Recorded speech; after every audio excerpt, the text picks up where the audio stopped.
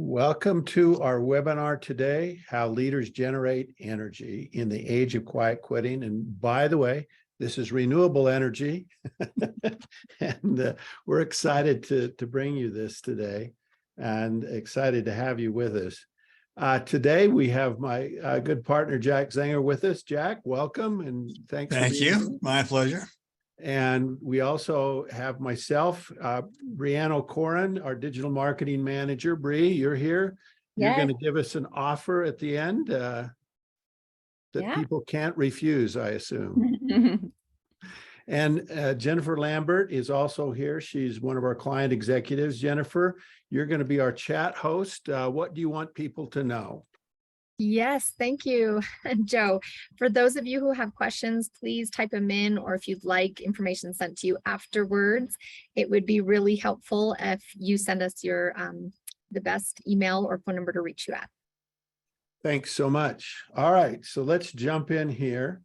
As you think about this topic, quiet quitting, it's a term that sort of blew up. We've heard a lot about it. It's describing the attitude that that work should not be all-consuming. That people should only do what they are required to do and paid to do, rather than giving all of their effort and energy and for the welfare of the organization. It describes doing the minimum amount required to keep your job and nothing beyond that. Now, we've collected a bunch of data about quiet quitting. We have some surprises for you in terms of the trend and how much is out there. Jack, you did a lot of research on this. What did you find? Well, let's begin by just asking all of the participants on today's webinar, what do you think is the status of quiet quitting today? Is it a new behavior that's sweeping over our workforce? Or number two, is it an attitude about work that a majority of Gen Z thinks is appealing, but not necessarily acting on? Or three, is it an attitude about work that, according to Gallup, over 50% of workers are putting into practice? So we'd just be very curious about what you believe to be the status of quiet quitting today. So thank you for jumping in and giving us your observation. And let's just kind of get a sense of what this group thinks. So can we show that on the screen? Okay, an attitude about work that, according to Gallup, is quite pervasive and people putting into practice. Well, thank you very much for you answering and giving us your perceptions. Let's be as precise as we possibly can about the origin of this term and what it really means. There was a study conducted by the Axios organization. They hired a survey firm to execute it for them. They surveyed 828 people who roughly were in that age group of 18 to 29, which is generally kind of thought to be the Gen Z category. And I think there are three important facts that came out of that study. Roughly 1 in 5, or 20% of the respondents, said that only doing the minimum amount of work is completely or not very appealing to them. So they kind of rejected the idea. 70% said that the idea of doing a minimum amount of work each day was kind of pretty or extremely appealing to them. And finally, the other very important fact is that 12% said that they were actually acting on that attitude by personally kind of doing what they thought was the minimum amount of work required to kind of keep their job. So that's the factual basis. It got picked up by TikTok. It was widely disseminated through that social media and has become a very popular topic today. Now, I just want to say a few words about Gen Z. my heart really goes out to Gen Z. They came into the workforce at a really challenging time. Working from home was something brand new for virtually all of us. And now about 60 to 70% of the office workers are working some hybrid schedule or working from home. And what that created was that they had no colleagues or role models to pattern their behavior after. There were no boundaries put in place. What's the separation between my personal life and my business or my work? There's no boundary of time. When you worked in an office, you came in at a certain time in the morning and you left at a time of night, and those were the hard stop, beginning and end. Working from home, there are no such boundaries established. The other consequence was that the connection to the organization's broader purpose and its mission and its cause, that was very, very remote. And I think no personal autonomy was created, as many were living with their parents, and there were no routines or rituals that would create order. It's been estimated that about 68% of office workers are eating lunch at their desk. They're not even kind of leaving the office. So things have really been upended for that group particularly. And all of that happened in what I would describe as the midst of a perfect storm of social upheaval. The pandemic occurred, people working from home, a very nasty war between Russia and Ukraine, supply chains were disrupted, inflation is rampant. So again, I think Gen Z has taken some of the brunt of this, but they've been dealt a very difficult hand in their entree to the work world. And it's true, Jack, but don't we just like to blame the younger generation, those young whippersnappers? It's all their fault kind of thing. Yeah, we like to do that, but it's not fair. Not at all fair. And I think we all have been immersed in these series of factors. And I'm just thinking about how this has impacted, my life. Labor markets have been disrupted, particularly women have been exiting the workforce at a higher rate than had previously been the case. We've all suffered this exhaustion from the pandemic and wearing masks and not being able to, socially distancing and all the other side effects. My wife and I went to a hotel a couple of weeks ago in Colorado. We got this note from the front desk saying there won't be any room service at all or any maid service. We have no staff. The availability of a workforce has just really been impacted. We live in these very uncertain geopolitical times, and again, supply chains being disrupted. There is this major remote work force as work has led to kind of feelings of isolation. And when told that they should be thinking about returning to work, there's lots of kind of resistance. There used to be a popular song about how are you going to keep them down on the farm once they've seen Paris? Once people have had the opportunity to work from home, how do you make that not really appealing? And finally, just the impact of today's inflation has really affected the whole world. So as the chief people officer at Microsoft said, we can't apply yesterday's approach to improve today's employee experience. We need to think of some solutions. So I would propose that there maybe are two major prongs that we look at. One of them is, how do we help individuals change their mindset and their behavior, and particularly those who are being most affected? And the second prong that we'll talk about is, okay, so what can those with leadership roles in organizations, what can they do to kind of change some of the management practices? And those people who have this more personal involvement, what can they do to really help address this whole quiet quitting concern? Let me say a few words about this better self-management.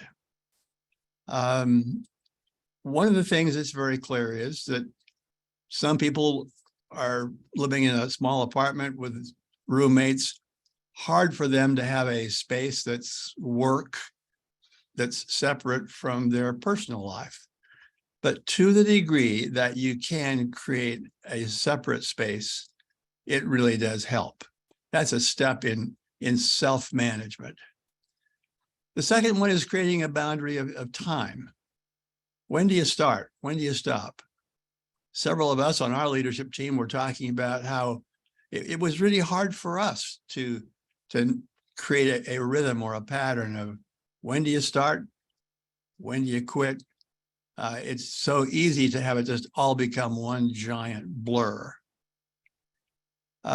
It's very easy to have infrequent connection with our colleagues and with our manager.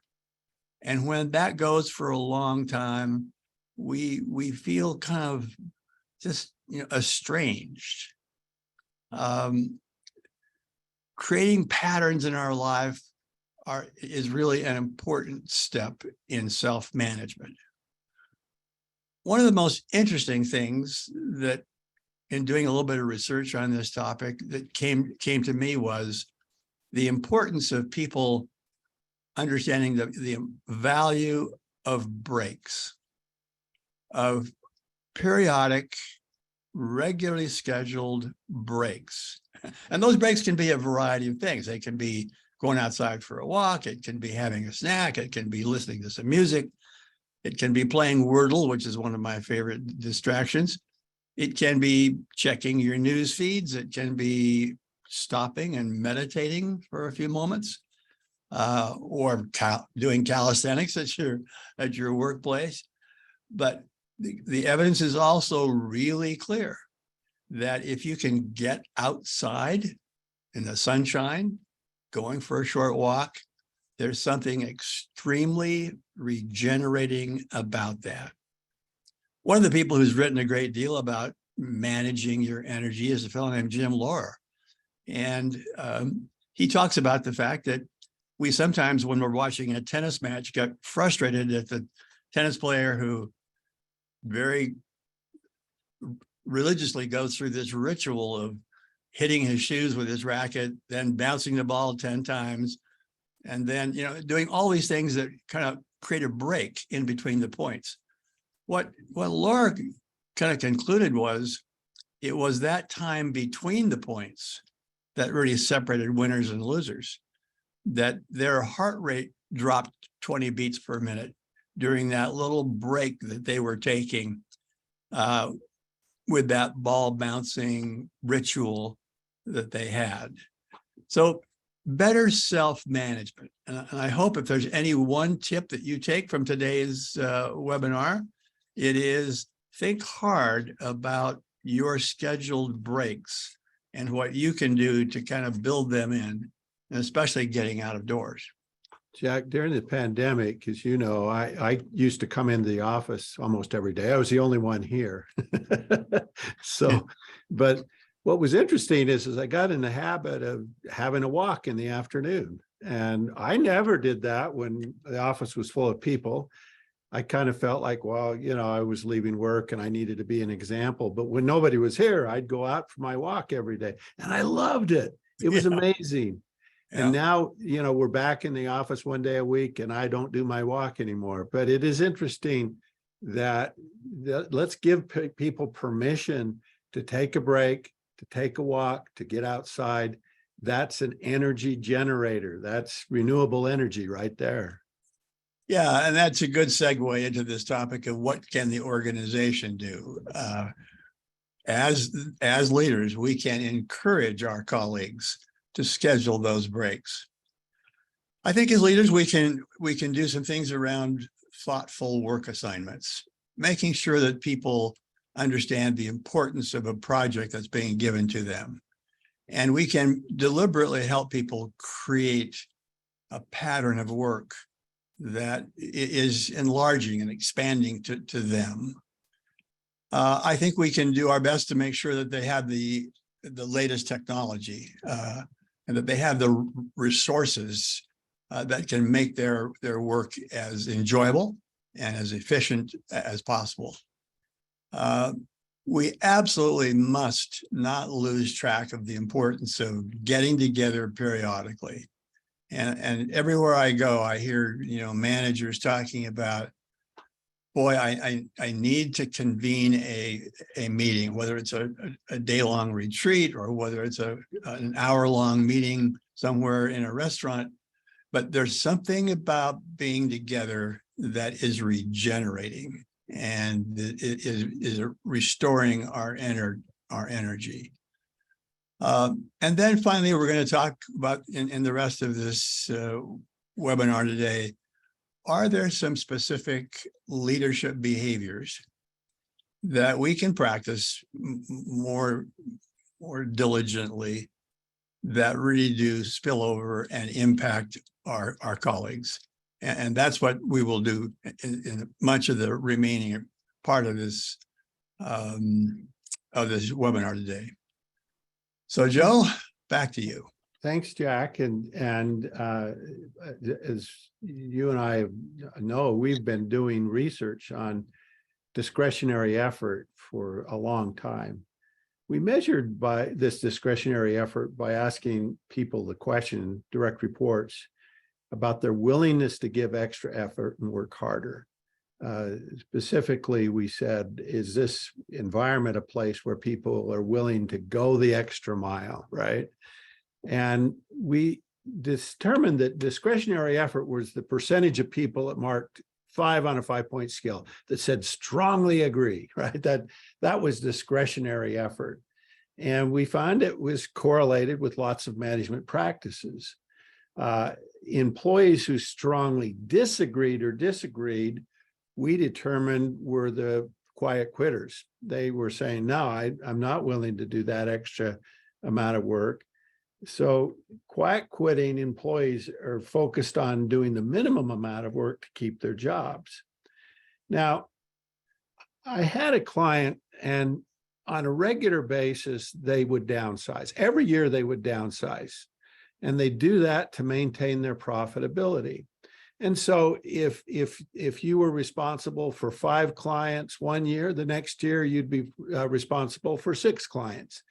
And it was very oppressive. Every year, everybody seemed like they were like, okay, the Lord of the Manor has told us there's more to do, right? And so we measured engagement, and we found that this process of adding to your job, of just giving you more to do, of expecting you to kind of increase your productivity, engagement went down almost every year, and it decreased. It was low to begin with, but over a period, it went down to the 31st percentile. We don't recommend that. That is different than energy. These are sort of oppressive situations where employees feel obligated, oppressed, and taken advantage of. That never works very well. And while leaders do it to sort of generate profits, I'm not sure that that's always successful, and clearly the motivation is gone from that. What we have seen is technology has increased productivity. I remember the first time I was in an airport, I came up to, not the first time, but when I was in an airport several years ago, and I was going to check in, and there was a person in the front of the line, and they said, "Why don't you use the machine to check in?" And I thought, well, I don't want to use that machine. I'm a very important person. I want that personal care. But the line was long, and so I decided to do it anyway. And I discovered it was faster going to the machine. Now I never want to talk to a person. I just want to go to the machine. I remember in our operations, we used to have 20 people or 25 people who were doing data entry. And it was a terrible job because all our surveys were on paper and they had to be entered into and now we have 4 or 5 people doing the same amount or more work when all our technology has the surveys being administered through the internet. The increase in productivity is substantial from technology, and clearly we're all doing more. We're all sort of taking on jobs that we didn't do before or doing additional work because technology's made it easy for us to be productive, and that's, I think, is a good thing. So the question that we started to ask was how leaders can generate energy and how we can increase the amount of energy in an organization. Now, we actually had this self-assessment, and we didn't ask you, are you energized at work? We were sneaky about it. And we looked at data where we looked at discretionary effort, and then we looked at items that would predict it. So as you went through that self-assessment, you had no idea that this was predicting anything, but it does. It actually predicts your level of energy and effort in your job. And again, your first assessment had that discretionary effort assessment. The scale goes from -8 to +8. And you can see that if you were at a -8 to -3, that's a kind of a negative score. And that would indicate your effort is lower. Moderate is in the -2 to +2. And that, you can see that. And then high is the +2 to 8. We found, and I looked at the results from the people that did the survey early, that the average score on this was 1.86. 5% were in the low category, 60% the moderate category, 12% in the high category of effort. Now, I will just show you the validity of this, because when we use this scale to measure people's level of discretionary effort, we found that it was correlated to engagement. So you can see here the results of that study where people who had low levels of effort were at the 40th percentile, and people that have high levels of effort were at the 53rd percentile in terms of their personal engagement that came out of that. So there's a correlation between those two dimensions there. Now, as we've studied discretionary effort, here's what we found through the years. Pre-pandemic, we found that 6.7% of the employees in our, and this is 500,000 direct reports, so this is a lot of data, they were in that quietly quitting category, 59% in the middle, and 34% were expending discretionary effort. That's overall. And as you see through the years here, the pandemic, I imagine that in pandemic, discretionary effort would go down and quiet quitting would go up. Well, it went the opposite way. We actually found that discretionary effort increased during the pandemic and quiet quitting went down. And then as we looked at 2021, and again, this is 20,000 people, so it's a large study. That study that Jack reported on in the first of this was 900 people. So these databases are a lot larger. We saw the 2021 data go down even further.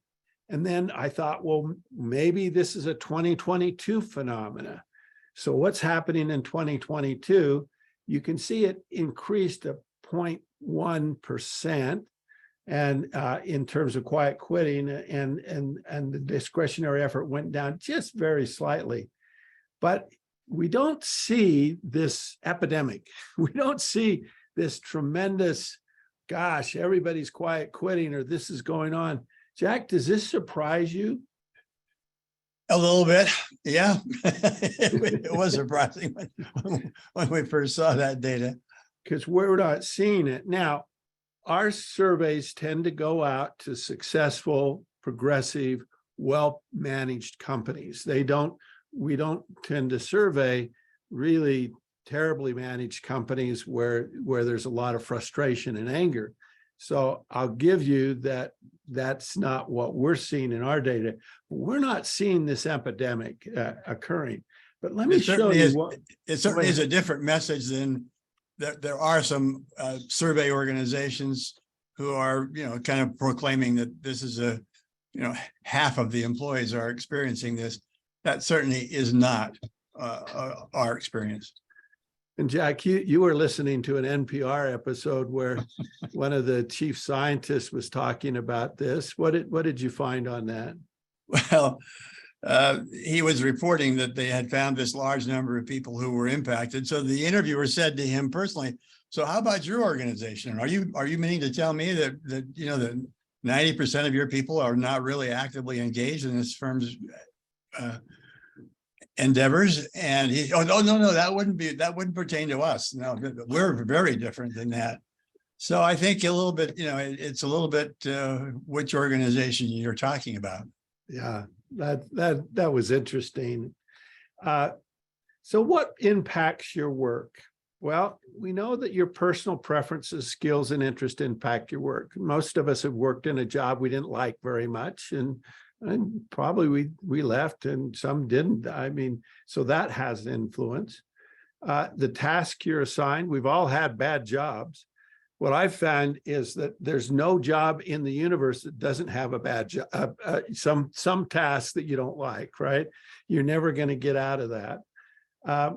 Your team and your colleagues, most of us have worked with a team where we loved coming to work, and then we maybe worked in a team where there was a lot of frustration and conflict. That's not any fun. The mission and purpose of the organization. Do you benefit society? Do you make a difference in the world? Are you helping mankind? Are you working on some technology that's hurting the world or damaging the environment? That's different. And your leaders and managers. So what do these elements affect? So let me show you the data about what we see as the one factor that has the most influence here, and that is your manager. So, like I said, the quiet quitting numbers were fairly small, but that was the average. If we look at the effectiveness of a leader, and what we measured here were the 6 energizing behaviors. And so if people were very ineffective on these 6 behaviors, we actually found that 19% of the people that worked for them were quietly quitting. Yeah. And only 14% were willing to give discretionary effort. So they had more people that were just doing the minimum than were trying to give additional effort. Now you see how this trend goes. What's interesting about this is that you see that quiet quitting goes down to 2% at the 90th through the 100th, or 3%. So you can't, there's always going to be, well, not always, but most of the time, you can lead horses to waters, but you can't make them drink. There's some employees that, regardless of what you do, they're just never going to be engaged. That's just the way they are. But as you look up here at discretionary effort, those who were best at these 6 energizing behaviors had 69% of their employees who are willing to give more effort and energy, who are willing to give 100%. And imagine the impact of that on productivity and success and your ability to get things done in the organization. So your manager and you as a manager have a tremendous amount of influence over quiet quitting. Now, other factors do too, and you have to realize that, and Jack talked about those. So we're going to ask you to participate in a poll. Think of a time in the past when you were really energized at your work. Which of these elements in the list below were true for you? And you can mark all that really apply. So we would invite you. Number one, I was excited and passionate about what I was doing. Thought it would make a difference. Number three, it was difficult, but required both effort and intelligence to be successful. Well, you can read the six, indicate which of those was present for you when you were truly energized in your job. Wow, what do you think is going to come up on top here, Jack? I think number 5 is going to be a high one. Yeah. And I think maybe number 2, maybe we'll see. We'll find out. One's get a lot because it's first. Yeah, that's true. That's true. But since I just wrote this book on trust, I think that's important. Well, I see. So you were absolutely right. So I was excited and passionate about what I was doing. So 82% of the group chose that. I guess the next highest one would be the number 2. I was doing things that made a difference. And then down to I was trusted by both team members and my manager. Yeah. Well, this is interesting because it tells you what were the elements in your own life that were present when you felt truly energized. And they were all above 50. They were all above 60, actually. Yeah, they were all above 60. So that's a great segue into the remaining part of our message here for our participants today. There are 6 leadership capabilities that increase the energy of the people who report to a leader. And we've listed the 6 capabilities. And they are very related to the items that you just marked. So let's just talk about these 6, because what Joe's data, is very clear and shows, and that is when people possess all 6 of these at an above average level, they're up in the top quartile of leaders with energized subordinates. So let's just quickly go through these. The first one is what we've broadly called inspiring and motivating behavior. Joe was rather fond of talking about the fact that there's 2 kind of basic patterns of how managers try to organize and try to motivate their subordinates. One is to put their hand in their back and push them. And one is to do a number of things that pull them. By our estimate, 72% of leaders are better at pushing than they are at pulling. But let's talk a little bit about what leaders can do to make work fun and rewarding. And here's a list of 6 potential actions that I think are related to pulling. Number 1, celebrating success rather than focusing on mistakes and failure. 2, when you walk into an organization, it doesn't take you long to get a feel for the place. And you can tell by the amount of laughter going on in the offices and hallways about just the general culture. You listen to the stories that get told, and when people repeat stories of how your company's services and products transform people's lives and make a big difference, That's what creates energy. Helping people to develop and acquire new skills and talents, that creates energy. And introducing people to new and innovative ideas and approaches.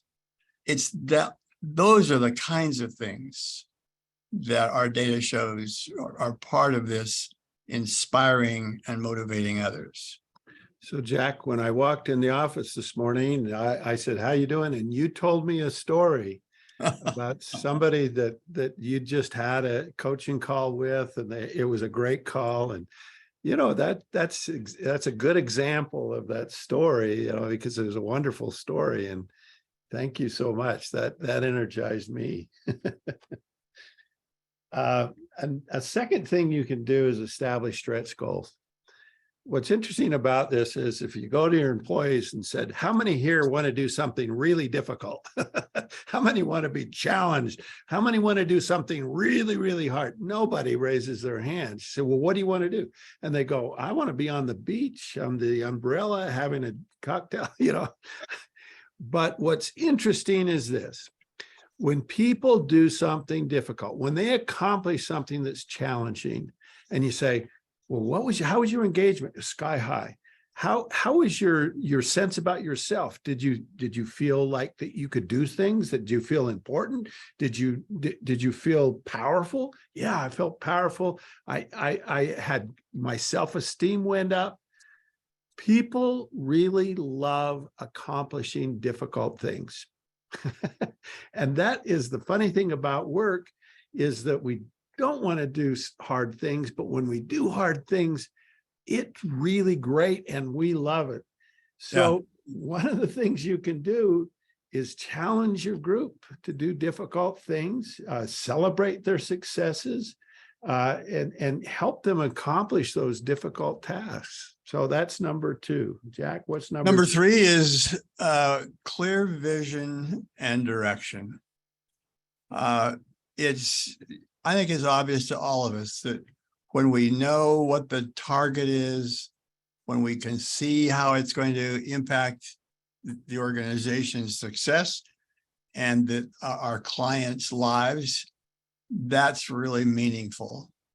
And so one of the things that leaders do is to keep hammering home the vision and direction of the organization. Sometimes to the point where the leader gets a little tired of making the same stump speech over and over and over again. But it is amazing how valuable that is when the leader keeps repeating, okay, these are our 5 growth strategies for this year, or these are the major initiatives that are going to create our success. And the more that vision can be articulated, and it's valuable, I think, to sometimes turn to your colleagues and ask them, you know, kind of give us your elevator speech. When somebody asks you, what does your organization do? What do you tell them? And hearing them put that into tangible expressions really can be extremely helpful and creates energy. Jack, when you're in the bowels of the organization, doing some trivial job, you forget the impact that can have if it's done wrong, right? Yeah. And you forget how that is connected to the overall purpose. And helping people realize that is critical to the success of the company. Yeah. Which brings up the next one, which is communicating powerfully. This ends up being the easiest skill for a leader to develop, but oftentimes we assume people know. We assume they know what to do. They assume the what, when, and where, and how.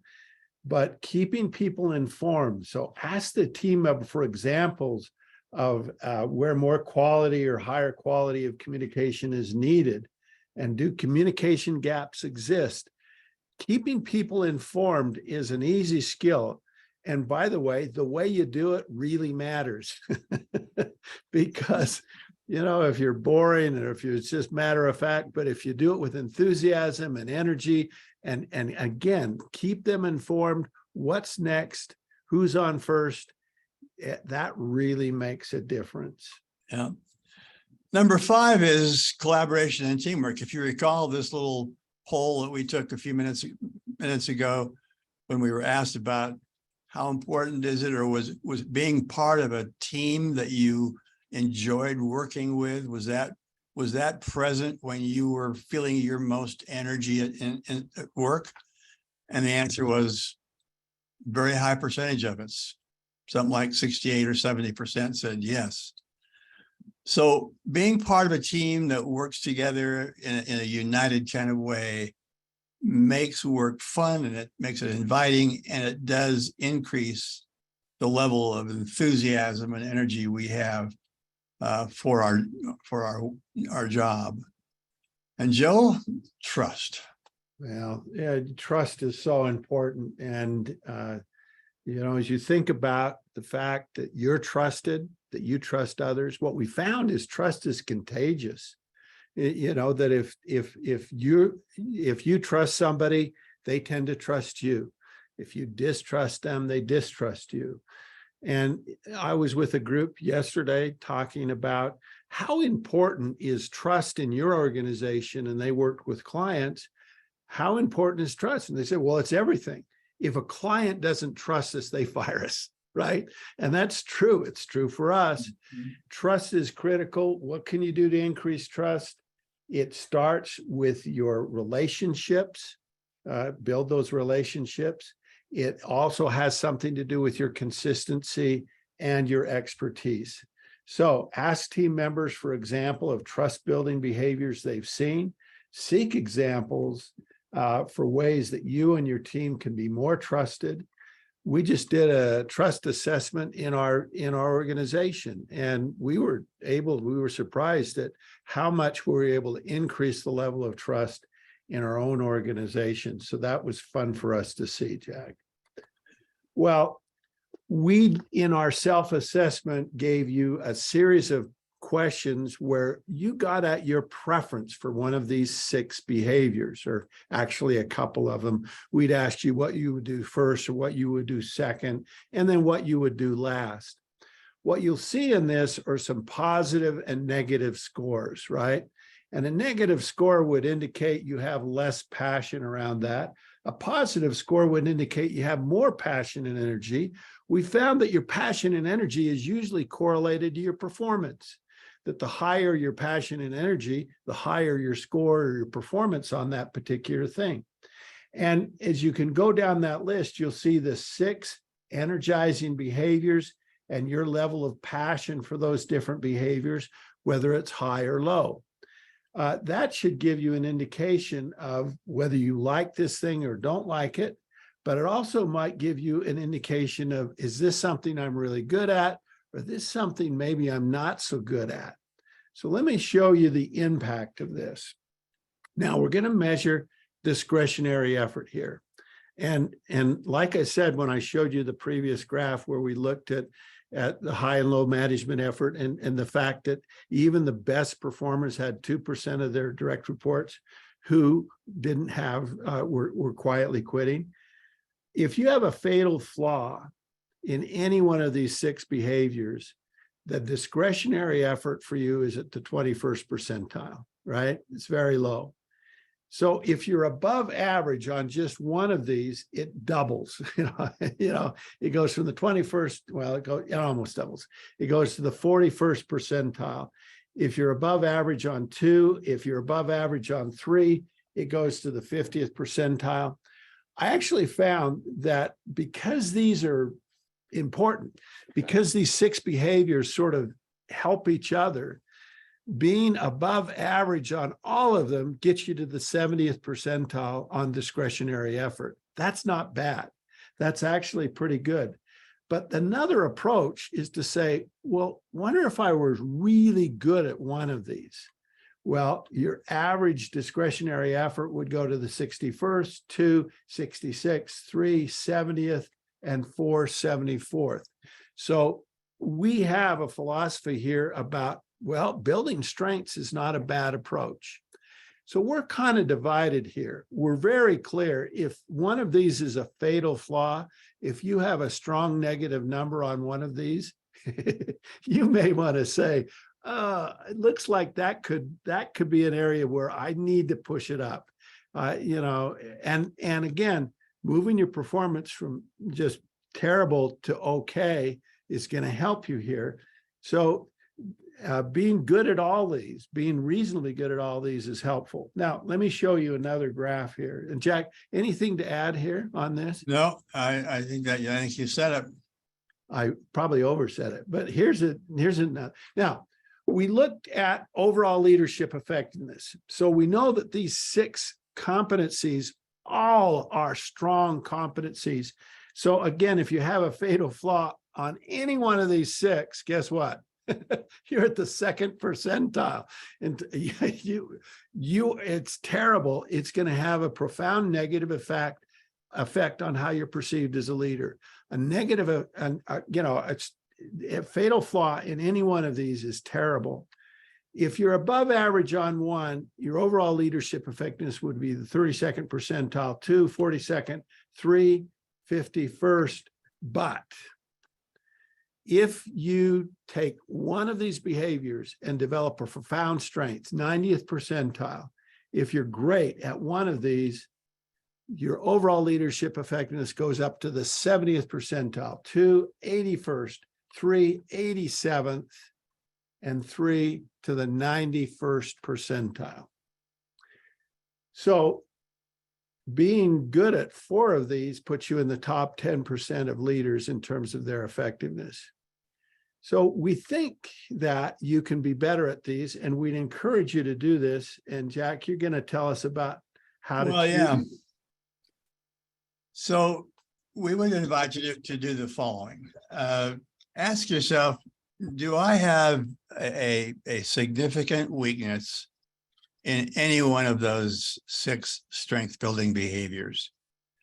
And our suggestion is, if you do, what you could see from that data that Joe has just presented is that remedying that, correcting that, makes an immediate difference. The second question, would improving that behavior have a positive impact on my performance in my current job? So, think about what might that weakness be? Would doing that better make a difference right now in the things I'm doing? And then finally, am I reasonably passionate about improving that behavior? And maybe those are some questions that will help you select what do you work on. So if there's one that's really low, fixing that is going to make a difference. If most of them are kind of above average in your mind, then choosing one to really emphasize, to really put some juice behind, being a better communicator, being a better team player, helping your team to kind of be more unified. Doing any one of those is going to make a big difference in your leadership effectiveness and in the energy that you create among your direct reports. So we would be curious about which of those jumped out at you. So would you be willing on this little poll here to kind of indicate which of these have you selected to work on in the next few days or weeks? Which one do you think is going to win here, Jack? I think you've tipped them off that the easiest one to fix often is communication. But inspiring is the one that probably would be the other one I would think might get some high votes. We'll see. Let's see what happens here. Oh, you were right. Well, communicating is okay. Yeah. Well, thank you for weighing in on that. We appreciate that. So let's just wrap things up. I guess I would summarize by saying quiet quitting is a career strategy that apparently a few people are thinking about adopting. But in the long run, I personally believe it's a recipe for career failure and kind of personal dissatisfaction. On the other hand, a career that's involving work that's meaningful and purposeful and combined with ways of keeping your balance, of not having work be all consuming, not having work, command everything, but really getting an appropriate work-life balance. I think that's a far better career strategy for you, and it certainly is better for society. The ultimate objective of quiet quitting, which is to have a more measured, balanced life.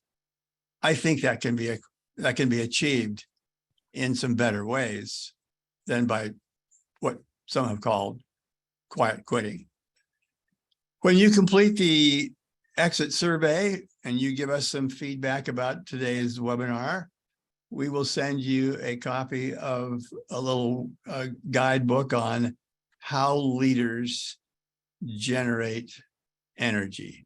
So if you will complete the survey at the end, you're welcome to kind of get that development guide.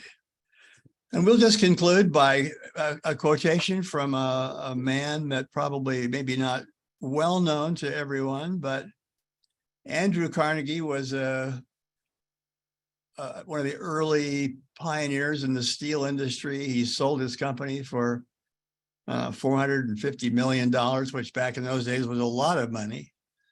But he didn't hoard that money and just pass it on to his children. He endowed several universities, several charitable foundations, and the impact of Andrew Carnegie has been enormous. He had this interesting statement that he made. The average person puts only 25% of his energy, I'm sure he meant his and hers, energy and ability into their work. The world takes off their hat to those who put in more than 50% of their capacity, and it stands on its head for those few and far between souls who devote 100%. Our hope is that you'll think about doing just that and have the same kind of impact on society that Andrew Carnegie did. Thanks. Well, now I turn it to Brianne Orkran, who has a wonderful offer for you. Hi, Jack. Thank you for those wonderful insights, Jack and Joe. We all want the same thing. We want organizations filled with people who are thriving. And a great definition of that is those that are thriving are energized and empowered to do meaningful work. And the way that you discussed today that we create this energy is by managing it ourselves, but also teaching managers and leaders within organizations how to generate energy in others. And we want to help you do that. And so I want to tell you a little bit about a new series that we are starting. We know it's the holiday season right now, but we want you to start off your next year with this boost of energy. So we have this energy series that starts with this webinar that talks about generating energy. And you'll see below those 6 different behaviors that Jack and Joe discussed today. We have micro learning sessions for each one of these behaviors. And everyone's organization is different. We would ask that you would select a few of these behaviors as follow-on to that session on energy, so that you can really develop those strengths and those specific skills. We know that this will be really helpful in teaching leaders the skills they need to generate energy. So if you're interested in this series, you can indicate on the webinar exit survey that you'll receive at the end of this. And we'd love to chat with you more about that. As always, we love to hear your feedback. An exit survey will launch. You can see the link there, but there's also a link in the comments. If you look below, you can click on it there, and it will naturally pop up after you're done with this webinar. And when you complete that, you will receive that development guide for generating energy. Thanks for joining us today. We hope you'll join us next month, and have a great rest of your week.